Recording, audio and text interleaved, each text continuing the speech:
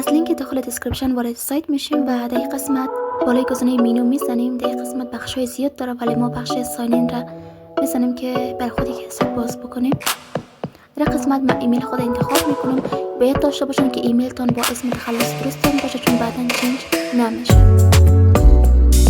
در قسمت گزینه کانتینیو رو میزنم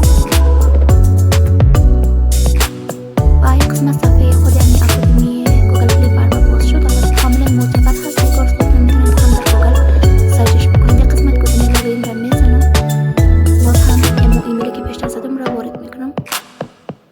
بله. و این قسمت نیاز است که کشور ما انتخاب کنم و اینجا چون ما اپلیکیشن چیزی ندارم اما آیدن هاف را میزنم در قسمت. و در این قسمت ما باید با قانونش یک اوکی باشیم و گزینه آی اکسپت را میزنم. در این قسمت صفحه امی اکادمی خودم بر ما باز شد.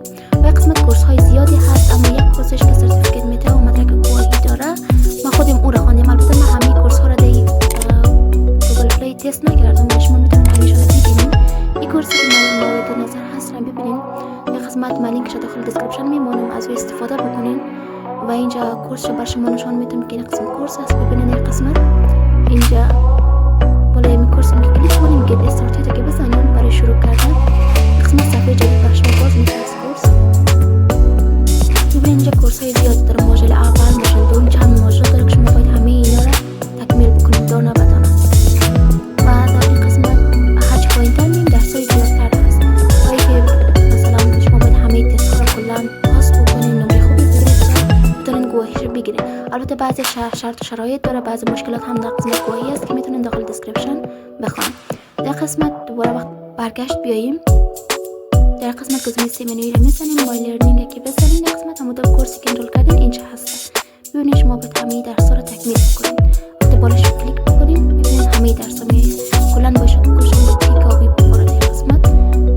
و در قسمت پایین شما یک تست دارید که این تست برای گواهی شما صادر میشه. حتما باید پاس بکنید و کورس فیزا تمام شد.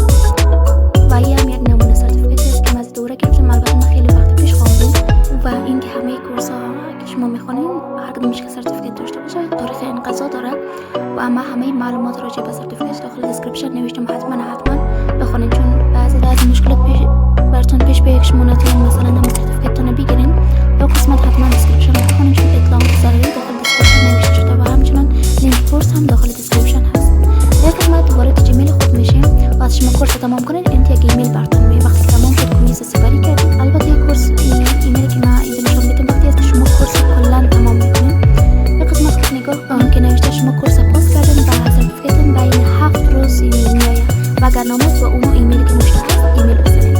در قسمت وقتی که شما دیدین که سرتیفیکیت نامد یک گزینه بینام اسپم هست. اسپم را هم چک بکنید در ایمیلتون. اگر نبود باز وقت به مو ریپورت یعنی اطلاع بدین که سرتیفیکیتتون براتون برسونه. و اگر این ویدیو رو دوست داشتین حتما لایکش بکنین و اگر مشکل و نظری بود حتما داخل کامنت رو برام بنویسید. و اگر کانال رو تا هنوز سابسکرایب نکردین حتما سابسکرایب بکنین و به دوستاتون که نیاز داره حتما بفرستین. تا ویدیوی بعد خدا نگهدارتون.